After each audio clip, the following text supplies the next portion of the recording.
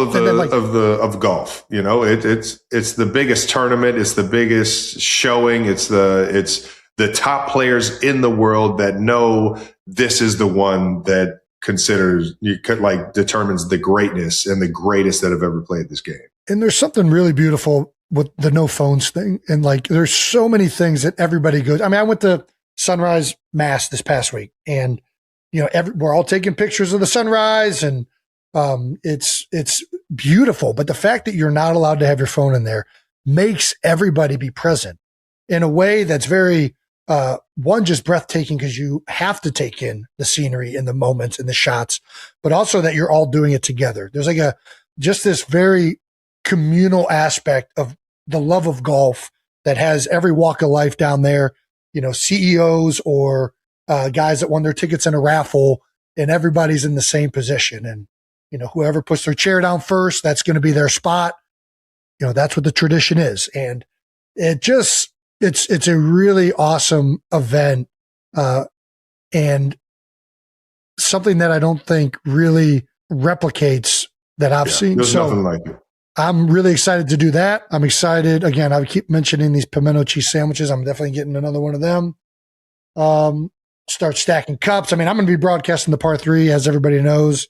So I'm excited to see that for the first time and to get a chance to chop it up with some of the best players in the world. I'll say this. I've had the pleasure of fucking meeting a lot of these guys on the PGA Tour, man, and a lot of the guys on the LIV Tour. It's hard to say I'm rooting for just one guy, or I think this guy will win it, because I don't want to shortchange anybody else that I have like a good relationship with. But I'm pretty fucking pumped to see this year's Masters, just because of, you know, where golf is right now and how everybody, the love and the infatuation that everybody has with it.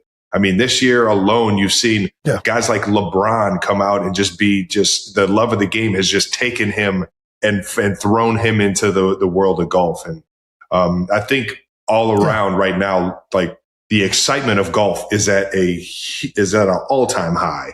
And I think that's going to create a crazy and fun atmosphere for these PGA guys, or these guys at the Masters that are the top in the world, to really go out there and hit some fucking amazing shots, man. And I'm fucking pumped for it. Let's go, baby. And that does it for Out of the House, brought to you by Intuit TurboTax. 92%ers.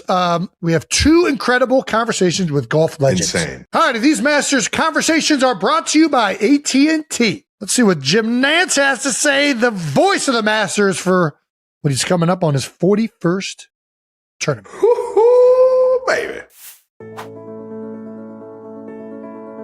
Hello, friends. Our guest today is a 6'3" broadcaster from the University of Houston. He's been the voice of the Masters for 40 years. You know him from his time in the booth for the NCAA tournament and the NFL on CBS. He's a 2-time Sports Emmy winner for most outstanding sports personality. I can't do it this You quiet. can't do that. I know that one.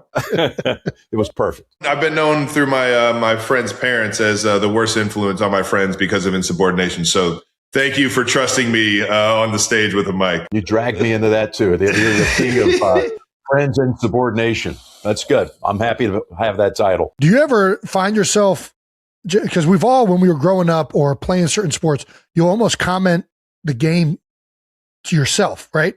Like, I remember playing basketball in the backyard. I'm like, all right, there's 10 seconds left. 5, 4, and he's hit it. He's hit the game. When you're playing golf, are you ever calling the game to yourself? Is that where are you that into it?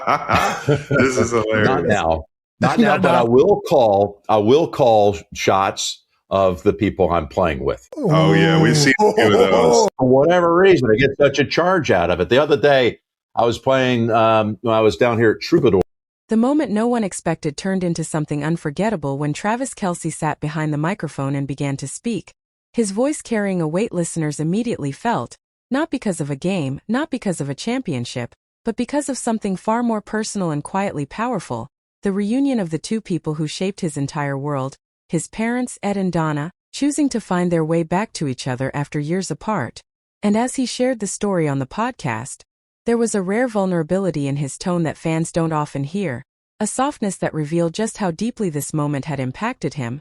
He spoke about the years in between, the holidays that felt split, the balancing act of love when a family no longer lives under one roof, and how, over time, Both he and his brother learned to adapt while still holding on to hope that maybe one day things could be different again. And then that day came, not in a dramatic announcement but in a quiet realization that love had never fully left, only changed shape.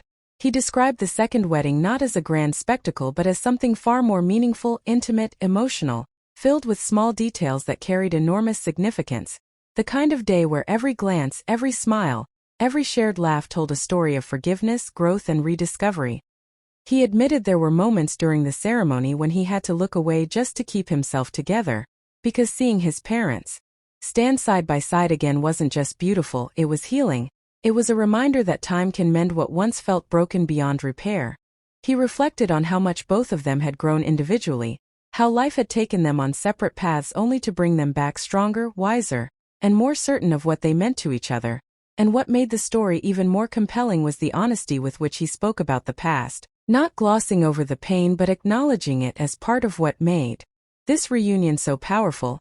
He emphasized that it wasn't about pretending the past didn't happen but about choosing to move forward despite it, and that message resonated far beyond his own family, touching listeners who have experienced similar fractures and longed for closure or reconciliation. As he continued, there was a noticeable shift in his energy, from emotional reflection to quiet gratitude, expressing how witnessing this second chance at love had changed his own perspective on relationships, commitment, and the idea that sometimes the right story doesn't end, it simply pauses before beginning again in a different way.